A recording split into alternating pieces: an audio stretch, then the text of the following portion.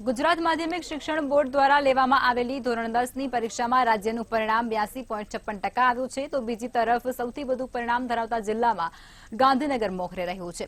ગાંધીનગર જિલ્લામાં 87.22% પરિણામ નોંધાયું છે। આ સાથે જ ગાંધીનગરની ઇન્ફોસિટી શાળાએ 100% પરિણામ પ્રાપ્ત કર્યો છે અને જેના જ કારણે વિદ્યાર્થીઓમાં ખુશીની લહેર પણ જોવા મળી છે। જો કે આ પરિણામ પાછળ ઇન્ફોસિટી શાળાના સંચાલક પ્રદીપ ગગલાનીએ મંતવ્ય ન્યૂઝ સાથેના સીધા સંવાદમાં જણાવ્યું હતું કે ડમી શાળાઓ ઉપદ્રવ વચ્ચે 100% પરિણામ મેળવવું એક કપરા ચઢાણ સમાન છે, પરંતુ અમારી શાળામાં વિદ્યાર્થી સાથે તેમના વાલીઓને સતત માર્ગદર્શન અપાય છે અને તેના જ કારણે અત્યારે આ પરિણામ શક્ય બન્યું હોવાનો દાવો કર્યો હતો। એનું જીવન ચરિત્ર આખું જે ઘડાતું હોય છે અને એને એક ઓપ્શનમાં મૂકી અને અત્યારના જે ડમી સ્કૂલ કોન્સેપ્ટ આવેલો છે એને તાત્કાલિક દબાવી દેવો જોઈએ।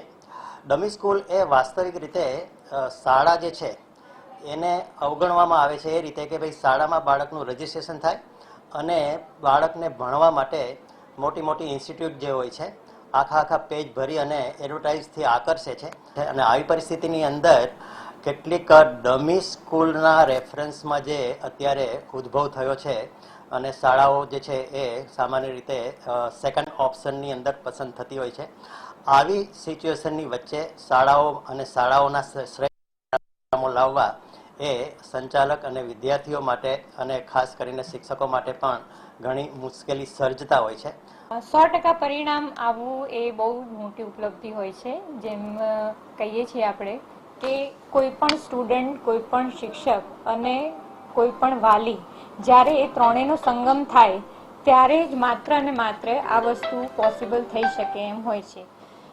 ત્રિવેણી સંગમ કરવા માટે અમારે હંમેશા પેરેન્ટ્સ મિટિંગ અમે કરતા રહેતા હતા અને એ પેરેન્ટ્સ મિટિંગ કરતા એમની સાથે સાથે રિઝલ્ટની ઉપર ડિસ્કશન થતું હતું। માત્ર ને માત્ર ટોપર સ્ટુડન્ટ નહીં પણ બધા જ બાળકો ઉપર એક સરખું ધ્યાન આપી શકાય એના માટે અમે એડોપ સિસ્ટમ ગોઠવેલી છે અને એ એડોપ સિસ્ટમની અંદર જે પર્ટિક્યુલર ટીચર એમને બાળકો જે છે એલોટ કરેલા છે એ બાળકોના રિઝલ્ટ પર બહુ જ સારી રીતે રિસર્ચ કરવામાં આવે છે।